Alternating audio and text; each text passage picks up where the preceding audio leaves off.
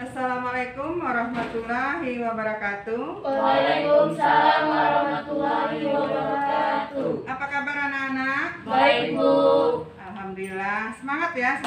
Kita harus semangat karena hari ini kita mulai belajar tahun ajaran baru ya, di tahun 2021-2022. Ya. Baik, sebelum kita mulai belajar, Ibu perkenalkan dulu nama Ibu ya, karena waktu kelas 7 kita nggak tatap muka dan kalian nggak ketemu dengan Ibu ya, baru kali ini. Nama Ibu adalah Ibu Marhana. Baik, hanya itu saja. Kita langsung saja ke materi ya. Sebelum belajar jangan lupa berdoa ya. Berdoa, masing-masing berdoa. Semoga kita dalam keadaan sehat dan dijauhkan dari penyakit-penyakit yang membahayakan. Baik, kita lanjutkan. Sebelum kita belajar, kita lanjut. Materi hari ini adalah teks berita. Nah, kalian sudah Ibu bagikan materinya. Silakan kalian lihat di materi yang sudah Ibu bagikan. Materi kita hari ini adalah teks berita. Di dalam teks berita ini ada hal-hal yang harus kita perhatikan dan harus kita ketahui. Apa sih yang dimaksud dengan teks berita? Di sini ada pengertiannya ya. Pengertian teks berita boleh kalian lihat ya, atau kalian simak, Ibu baca ya. Pengertian teks berita adalah teks yang di dalamnya mengandung sebuah informasi tentang suatu peristiwa, kejadian, ya, kemudian fenomena alam dan lain sebagainya, dan bersifat publikatif atau memiliki tujuan untuk memberikan informasi berita kepada pendengar dan pembacanya. Ya. Jadi itu pengertian teks berita ya. Jadi kalian bisa lihat di dalam materi yang sudah Ibu bagikan. Nah, kemudian apa saja yang harus kita ketahui dalam teks berita ini? Struktur teks berita pada dasarnya sangat kompleks. Namun satu hal yang perlu kita ingat adalah teks berita harus memiliki kaidah kebahasaan dan dapat dipertanggungjawabkan kebahasaannya. Tuh ya.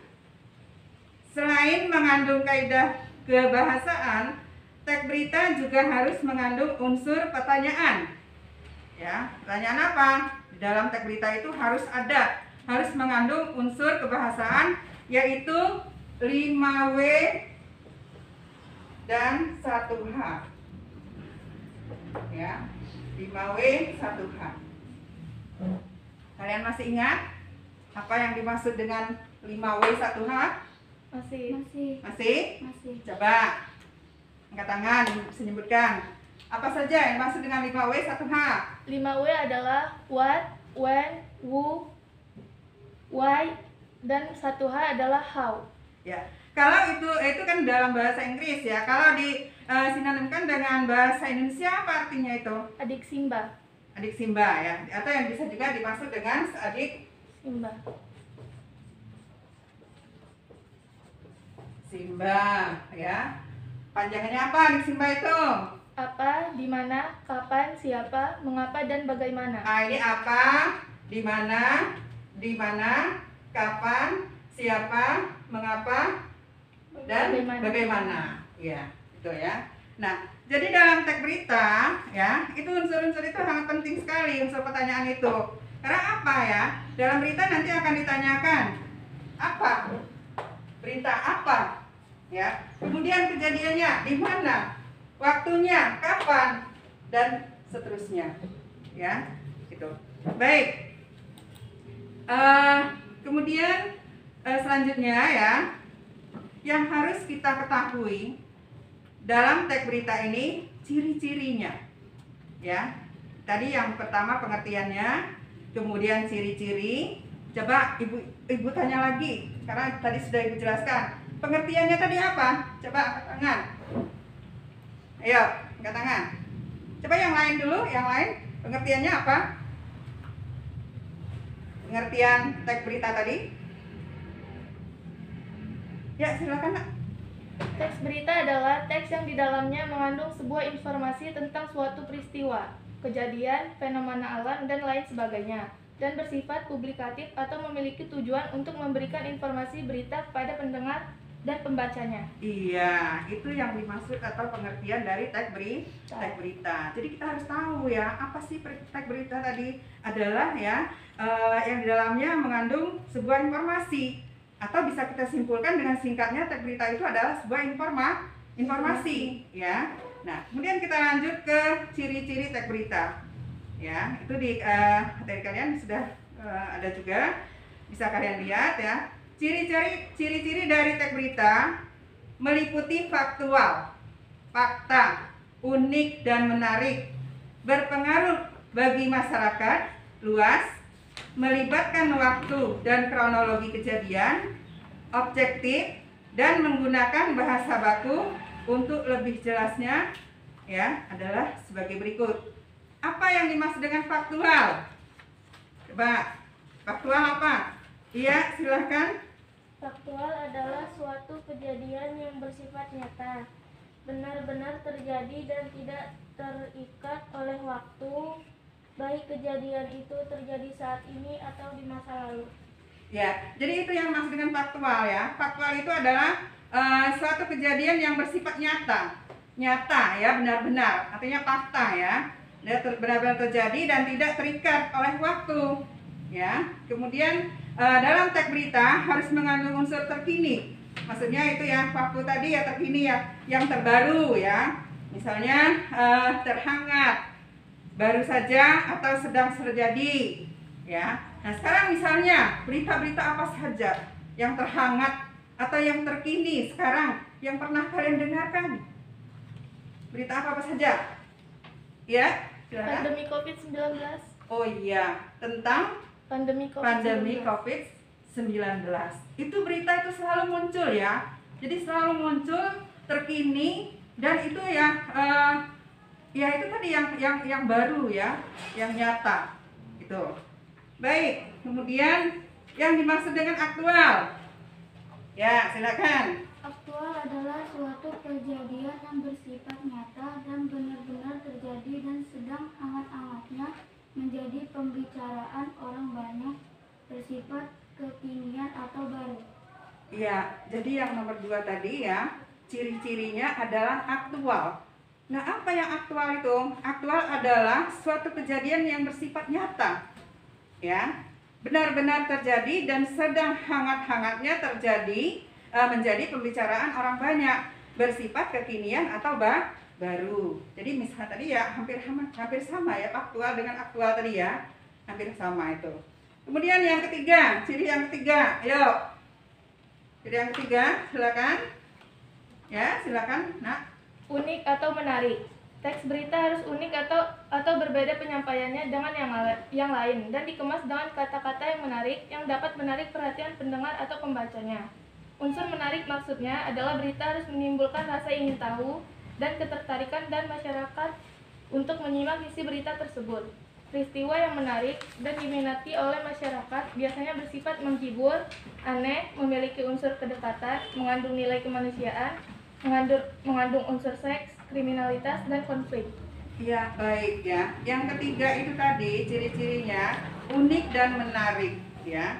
Nah, yang dimaksud dengan unik dan menarik, teks berita harus unik dan berbeda, data berbeda penyampaiannya dengan yang lain dan dikemas dengan kata-kata yang menarik dan yang dapat menarik perhatian pendengar atau pembacanya. Jadi teks berita itu ya ciri-cirinya harus unik dan menarik. Kalau tidak menarik ya kita juga ya malas kadang-kadang membacanya ya, dengan judulnya misalnya tadi seperti judulnya sekarang ini, berita yang sedang hangat, pandemi COVID-19 ya, itu selalu muncul itu berita itu. Jadi yang muncul judul-judulnya yang menarik ya. Kemudian yang keempat, ciri-ciri yang keempat ya, Berpengaruh bagi masyarakat luas. Teks berita harus memberikan pengaruh terhadap masyarakat sebagai pendengar. berpengaruh bagi masyarakat luas. Teks berita harus memberikan pengaruh terhadap masyarakat sebagai pendengar, ya. Itu ya tadi yang dimaksud dengan ciri-ciri tadi ya, yang berita-berita yang hangat, ya berpengaruh. Sekarang kita sangat berpengaruh kan dengan berita-berita yang baru tentang COVID-19 ya. Kemudian yang kelima, coba, ya silakan. Terdapat waktu dan tepat kronologi kejadian. Teks berita biasanya selalu dilengkapi dengan urutan waktu kapan terjadi dan juga kronologi kejadian atau bagaimana peristiwa yang menjadi berita terjadi. Iya, terdapat waktu dan tempat kronologi kejadian. Ya, teks berita biasanya selalu dilengkapi dengan runtutan waktu, kapan terjadi dan juga kronologinya kejadiannya atau bagaimana peristiwa yang menjadi berita, yang menjadi berita terjadi, ya. Jadi yang kelima itu ya maksudnya terdapat runtutan waktu tadi ya, waktunya kapan, misalnya di mana, ya kejadian-kejadian itu. Yang keenam, ayo, ya silakan nih. Yang keenam apa? Objektif adalah bahwa berita yang disampaikan benar-benar berita sebenarnya tanpa dipengaruhi oleh pandangan atau opini pribadi. Iya, objektif ya nak ya. Berita itu ya ciri-cirinya harus objektif. Nah maksudnya adalah bahwa berita yang disampaikan benar-benar berita sebenarnya tanpa dipengaruhi ya oleh pandangan atau opini pribadi. Itu. Yang terakhir, siapa ya? Silakan. Bahasa baku sederhana dan komunikatif. Bahasa yang digunakan di dalam teks berita pada umumnya menggunakan bahasa baku sederhana dan komunikatif. Bahasa baku adalah ragam bahasa yang cara mengucapkan dan penulisan sesuai dengan kaidah standar. Kaidah standar dapat berubah pedoman ejaan, edi, data bahasa baku dan kamus umum. Ya, bahasa yang ketujuh itu adalah bahasa baku ya, sederhana dan komunikatif ya. Bahasa yang dipergunakan di dalam teks berita pada umumnya menggunakan bahasa baku, sederhana dan komunikatif. Bahasa baku adalah ragam bahasa yang cara pengucapan dan penulisannya sesuai dengan kaidah-kaidah standar. Kaidah standar dapat berupa pedoman ejaan yang disempurnakan atau disingkat dengan EYD, tata bahasa baku dan kamus umum. Ya, baik anak-anak. Jadi ya tadi yang sudah Ibu jelaskan pengertiannya ya, yang pertama tentang berita, kemudian ciri-ciri. Nah, kemudian yang terakhir ini ya, yang terakhir adalah struktur teks berita ya. Struktur yang terakhir, struktur teks berita. Ada 3 ya, satu adalah kepala berita,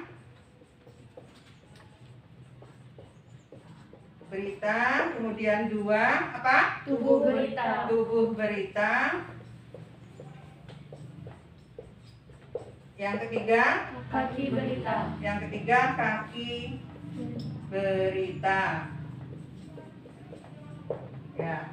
Nah, yang terakhir ini adalah struktur. Struktur itu adalah susunannya ya, susunan berita. Nah, susunan berita ini strukturnya ada 3. Ada kepala berita, kemudian ada tubuh berita, ada kaki berita. Ya. Nah, di mana kita bisa melihat nanti ada contohnya ya. Contoh teks beritanya. Jadi maksudnya kepala berita itu ya yang di awal. Tubuhnya ini adalah intinya. Kemudian kaki ini adalah penutup ya, penutup dari berita, kaki berita. Jadi contoh-contohnya ada di teks nanti akan Ibu berikan ya. Baik anak-anak ya. Kesimpulannya tentang berita ini tadi sudah dijelaskan. Pertama adalah pengertian, ciri-ciri, kemudian struktur. Nah, sekarang Ibu tanya, ya, di mana kira-kira kita mendapatkan berita? Atau sering mendengarkan berita itu di mana? Televisi. Dari televisi. Kemudian dari mana lagi? Dari koran, media cetak koran ya. Kemudian benar lagi Handphone. dari handphone atau HP, ya. Kamu dari mana? Handphone. Dari handphone. Ini dari handphone. Ya, handphone itu isinya apa? Misalnya dari internet, dari Google, ya. Di sana kita mendapatkan berita, ya. Di televisi yang sering sekali, ya. Kalau kalian mendengarkan, jangan nonton sinetron terus, ya. Di televisi itu banyak sekali hal-hal yang penting, yaitu tentang berita. Ya. Baik, kira-kira ada yang mau ditanyakan sebelum kita lanjutkan ke materi yang lain atau selanjutnya? Ada yang mau ditanyakan? Silakan. Kira-kira? Udah cukup, Bu. Hah? Cukup. Cukup? Ya. Kalau cukup ya, boleh nanti akan Ibu tambahkan. Kalian lihat ya, contoh ya. Di sana ada contohnya. Ini kita tambahkan ya.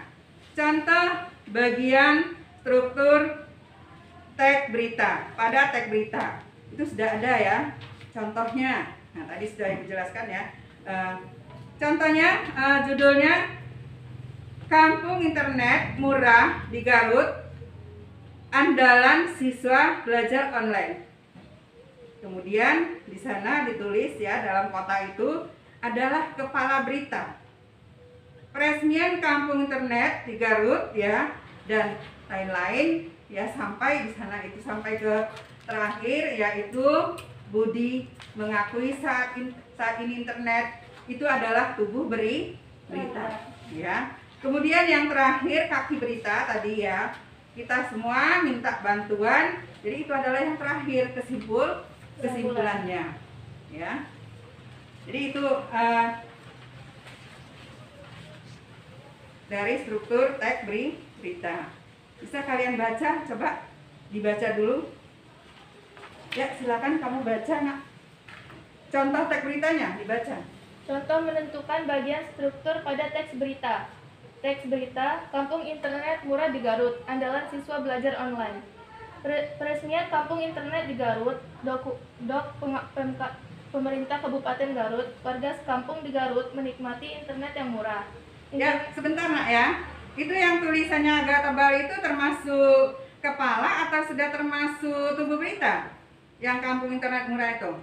Judul Hah? Termasuk kepala apa? berita. Itu termasuk kepala berita ya. Kemudian peresmian itu sudah termasuk tubuh berita. Ya, lanjut tadi bacaannya. Internet di sana sangat berguna bagi anak-anak yang kini belajar online dampak COVID-19. Sudah seminggu terakhir, masyarakat di kampung Cilimusyedong yang terletak di antara Desa Mekarsari dan Desa Cibunar, Garut menikmati layanan internet tanpa batas. Tarifnya terbilang murah, mereka hanya membayar Rp33.000 per bulan. Mereka menikmati layanan internet tersebut sejak salah seorang warganya, Budi Hermawan, 44 tahun, membuat jaringan fiber optik sendiri. Layanan kampung internet di sana dikelola Badan Usaha Milik Kampung, BUMKA. Pembelian paket ke BUMKA nanti tinggal beli paketnya ke pengurus RT atau RW atau pengurus BUMKA langsung, ucap Budi kepada wartawan, Senin 27 Juli 2020. Budi mengaku saat ini internet murah di kampungnya terkendala masalah perizinan, sebab dalam mengoperasikan jaringan fiber optik, dia memerlukan izin Internet Service Provider (ISP). Budi Ya, itu termasuk itu ya, udah digolongkan termasuk tubuh berita ya. Tubuh berita itu tadi adalah inti ya, inti dari berita. Ya, lanjut Nak. Budi berharap pemerintah dapat membantu, sebab kampung internet murah yang digagasnya sangat membantu masyarakat, khususnya para pelajar yang kini belajar daring dampak pandemi COVID-19. Kita cuma minta bantuan kebijakan saja dari pemerintah. Kalau infrastruktur dan yang lainnya, kami sudah bangun sendiri, kata Budi. Iya, itu termasuk kaki berita. Nah, tadi ya di ujungnya, di akhirnya ya, kita cuma minta bantuan kebijakan saja dan dari pemerintah. Kalau instrukturnya instruktur dan yang lainnya, kami sudah bangun sendiri, kata Budi. Nah, itu adalah kesimpulannya atau yang termasuk ya penutup dari berita. Kira-kira untuk selanjutnya ada yang bertanya atau tadi sudah dijawab ya, cukup tadi ya. Baik anak-anak, untuk hari ini nanti tugas menyusul ya, Ibu berikan tentang berita. Untuk hari ini Ibu rasa ya, Ibu sampaikan di sini dulu. Ibu akhiri dengan wassalamualaikum warahmatullahi wabarakatuh. Waalaikumsalam warahmatullahi wabarakatuh. Tetap semangat ya anak-anak untuk belajar. Kita harus selalu menjaga kesehatan. Amin.